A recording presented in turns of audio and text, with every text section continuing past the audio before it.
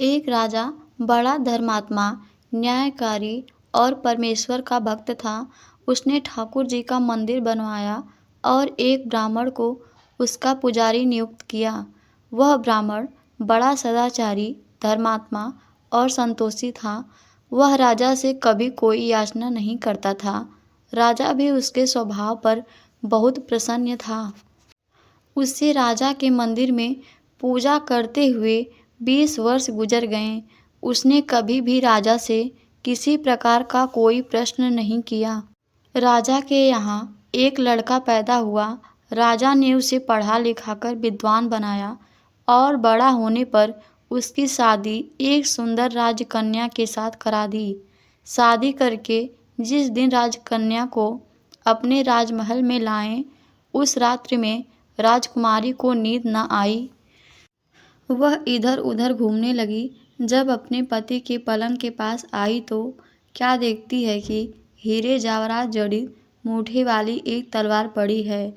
जब उस राजकन्या ने देखने के लिए वह तलवार म्यान से बाहर निकाली, तब तीक्ष्ण धार वाली और बिजली के समान प्रकाश वाली तलवार देखकर वह डर गई और डर के मारे उसके हाथ से तलवार गिर पड़ी और राजकुमार की गर्दन पर जा लगी। राजकुमार का सिर कट गया और वह मर गया। राजकन्या पति के मरने का बहुत शोक करने लगी। उसने परमेश्वर से प्रार्थना की कि हे प्रभु, मुझसे अचानक यह पाप कैसे हो गया। पति की मृत्यु मेरे ही हाथों हो गई। आप तो जानते ही हैं, परंतु सभा में मैं सत्य न कहूँगी, क्योंकि इससे मेरे माता पिता और सास ससुर को कलंक लगेगा तथा इस बात पर कोई विश्वास भी न करेगा।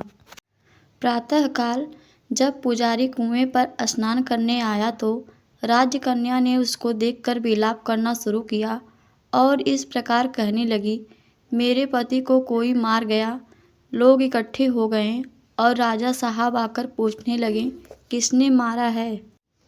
वह कहने लगी, मैं जानती तो नहीं कि कौन था, परंतु उसे ठाकुर जी के मंदिर में जाते देखा था। राजा समेत सब लोग ठाकुर जी के मंदिर में आए तो ब्राह्मण को पूजा करते हुए देखें। उन्होंने उसको पकड़ लिया और पूछा, तूने राजकुमार को क्यों मारा। ब्राह्मण ने कहा, मैंने राजकुमार को नहीं मारा, मैंने तो उनका राजमहल भी नहीं देखा है। इसमें ईश्वर साक्षी हैं, बिना देखे किसी पर अपराध का दोष लगाना ठीक नहीं। ब्राह्मण की तो कोई बात ही नहीं सुनता था। कोई कुछ कहता था तो कोई कुछ। राजा के दिल में बार बार विचार आता था कि यह ब्राह्मण निर्दोष है, परंतु बहुतों के कहने पर राजा ने ब्राह्मण से कहा, मैं तुम्हें प्राणदंड तो नहीं देता, लेकिन जिस हाथ से तुमने मेरे पुत्र को तलवार से मारा है, तेरा वह हाथ काटने का आदेश देता हूँ। ऐसा कहकर राजा ने उसका हाथ कटवा दिया। इस पर ब्राह्मण बड़ा दुखी हुआ और राजा को अधर्मी जान उस देश को छोड़कर चला गया। वहाँ वह खोज करने लगा कि कोई विद्वान ज्योतिषी मिले तो बिना किसी अपराध हाथ कटने का कारण उससे पूछे। किसी ने उसे बताया कि काशी में एक विद्वान ज्योतिषी रहते हैं। तब वह उनके घर पर पहुंचा। ज्योतिषी कहीं बाहर गए थे। उनसे उनकी धर्मपत्नी से पूछा, माता जी, आपके पति ज्योतिषी जी महाराज कहाँ गए हैं।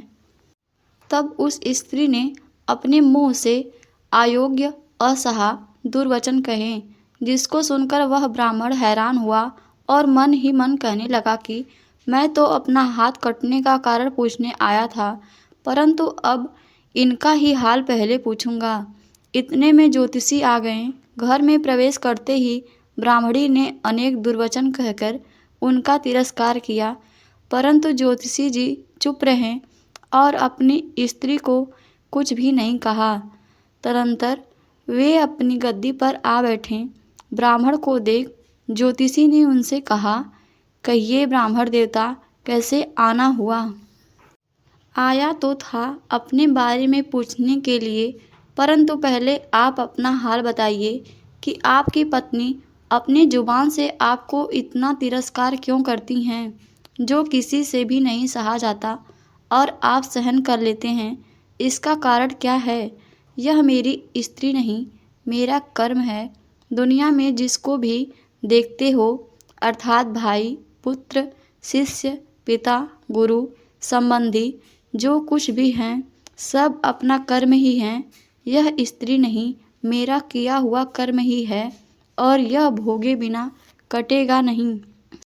अपना किया हुआ जो भी कुछ शुभ अशुभ कर्म है, वह अवश्य ही भोगना पड़ता है। बिना भागे तो सैकड़ों करोड़ों कल्पों के गुजरने पर भी कर्म नहीं टल सकता। इसीलिए मैं अपने कर्म खुशी से भोग रहा हूँ और अपनी स्त्री की ताड़ना भी नहीं करता, ताकि आगे इस कर्म का फल न भोगना पड़े। महाराज, आपने क्या कर्म किया था? पुनर्जन्म में मैं कौवा था और मेरी स्त्री गधी थी। इसकी पीठ पर फोड़ा था। फोड़े की पीड़ा से यह बड़ी दुखी थी और कमज़ोर भी हो गई थी। मेरा स्वभाव बड़ा दुष्ट था, इसीलिए मैं इसके फोड़े में चोंच मारकर इसे ज़्यादा दुखी करता था। जब दर्द के कारण यह कूदती थी तो इसकी फजीहत देखकर मैं खुश होता था। मेरे डर के कारण यह सहसा बाहर नहीं निकलती, किंतु मैं इसको ढूंढता फिरता था। यह जहाँ मिले वहीं इसे दुखी करता था। आखिर मेरे द्वारा बहुत सताए जाने पर पस्त होकर यह गांव से 10-12 मील दूर जंगल में चली गई। वहाँ गंगा जी के किनारे सघन वन में हरा हरा घास खाकर और मेरी चोटों से बचकर सुखपूर्वक रहने लगी। लेकिन मैं इसके बिना नहीं रह सकता था। इसको ढूंढते ढूंढते मैं उसी वन में जा पहुंचा और वहां इसे देखते ही मैं इसकी पीठ पर जोर से चोंच मारी तो मेरी चोंच इसकी हड्डी में चुभ गई। इस पर इसने अनेक प्रयास किए, फिर भी चोट न छूटी। मैंने भी चोंच निकालने का बड़ा प्रयत्न किया, मगर न निकली। पानी के भय से ही यह दुष्ट मुझे छोड़ेगा, ऐसा सोचकर यह गंगा जी में प्रवेश कर गई, परंतु वहाँ भी मैं अपनी चोंच निकाल न पाया। आखिर में यह बड़े प्रवाह में प्रवेश कर गई। गंगा का प्रवाह तेज होने के कारण हम दोनों बह गए और बीच में ही मर गए। तब गंगा जी के प्रभाव से यह तो ब्राह्मणी बनी और मैं एक बड़ा भारी जोशी बना। अब वही मेरी स्त्री हुई जो मेरे मरणोपरांत अपने मुख से गाली निकाल कर मुझे दुख देगी, और मैं भी अपने पूर्व कर्मों का फल समझकर सहन करता रहूँगा। इसका दोष नहीं मानूँगा, क्योंकि यह मेरे किए हुए कर्मों का ही फल है। इसीलिए मैं शांत रहता हूँ। अब अपना प्रश्न पूछो। ब्राह्मण ने अपना सब समाचार सुनाया और पूछा, अधर्मी पापी राजा ने मुझ निरपराध का हाथ क्यों कटवाया? ज्योतिषी, राजा ने आपका हाथ नहीं कटवाया, आपके कर्म ने ही आपका हाथ कटवाया है। ब्राह्मण बोला, किस प्रकार? पुनर्जन्म में आप एक तपस्वी थे और राजकन्या गौ थी तथा राजकुमार कसाई था।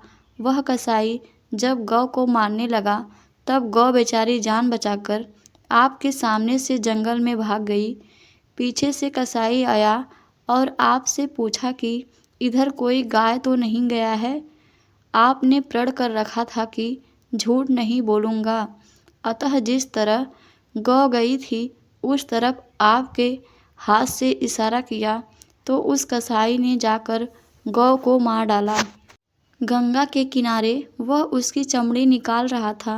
इतने में ही उस जंगल से शेर आया और गौ एवं कसाई दोनों को खाकर गंगा जी के किनारे ही उनकी हड्डियां उसमें बहा दीं।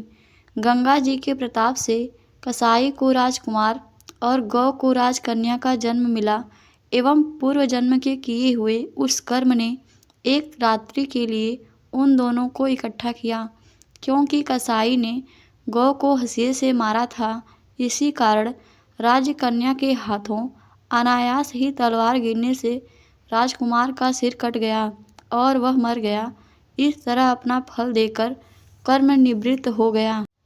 तुमने जो हाथ का इशारा रूपी कर्म किया था, उस पाप कर्म ने तुम्हारा हाथ कटवा दिया है। इसमें तुम्हारा ही दोष है, किसी अन्य का नहीं। ऐसा निश्चय कर सुखपूर्वक रहो। कर्म फल का भोग टलता नहीं। कितना सहज है ज्ञान युक्त जीवन। यदि हम अपने कर्म सिद्धांत को मान लें और जान लें तो पूर्वकृत घोर से घोर कर्म का फल भोगते हुए भी हम दुखी नहीं होंगे, बल्कि अपने चित्त की समता बनाए रखने में सफल रहेंगे। हेलो दोस्तों, उम्मीद करती हूँ यह वीडियो आप लोगों को पसंद आई होगी। वीडियो पसंद आए तो लाइक, शेयर और सब्सक्राइब करें।